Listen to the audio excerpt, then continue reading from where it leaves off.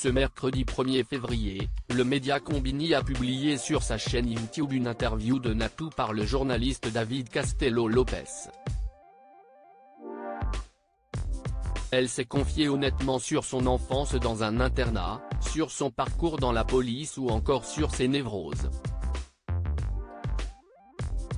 Natou, ou Nathalie Odzirojeko, est la youtubeuse française la plus suivie de la plateforme avec plus de 5 millions d'abonnés sur sa chaîne. Elle s'est nommée par le passé un dinosaure de YouTube puisqu'elle s'est inscrite dès 2006 et a publié sa toute première vidéo, une parodie de l'émission Confessions intimes, en 2011. En dehors de YouTube, l'ancienne policière est apparue dans la 3e saison de la série Sam sur TF1, dans l'émission Les Traîtres sur M6 et a été la co-présentatrice dans la 2e saison de True Story disponible sur Prime Video. Elle a également publié 2 livres intitulés Icônes reprenant la forme d'un magazine de mode.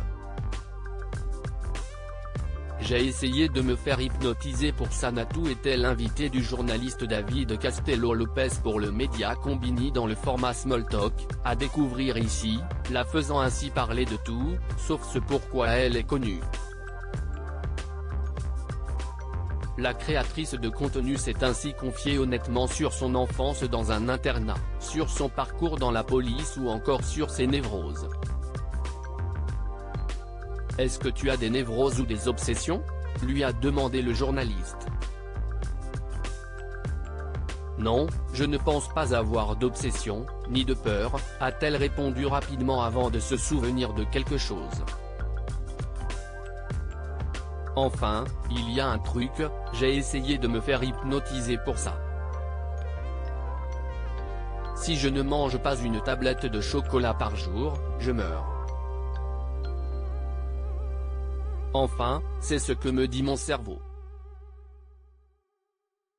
La jeune femme a d'ailleurs avoué qu'elle pouvait devenir très désagréable si elle n'en mangeait pas.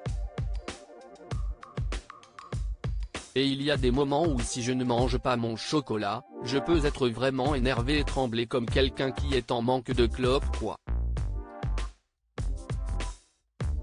C'est fou, a confié la créatrice de contenu.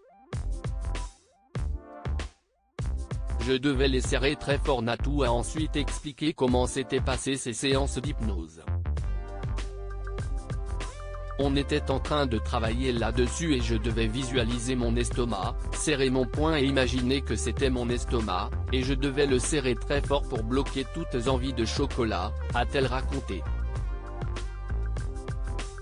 Il a essayé de me mettre en tête que ça me dégoûtait carrément, que là je visualisais un gâteau ou quelque chose de sucré et que ça me donnait envie de vomir. Donc, ça a marché 3 jours.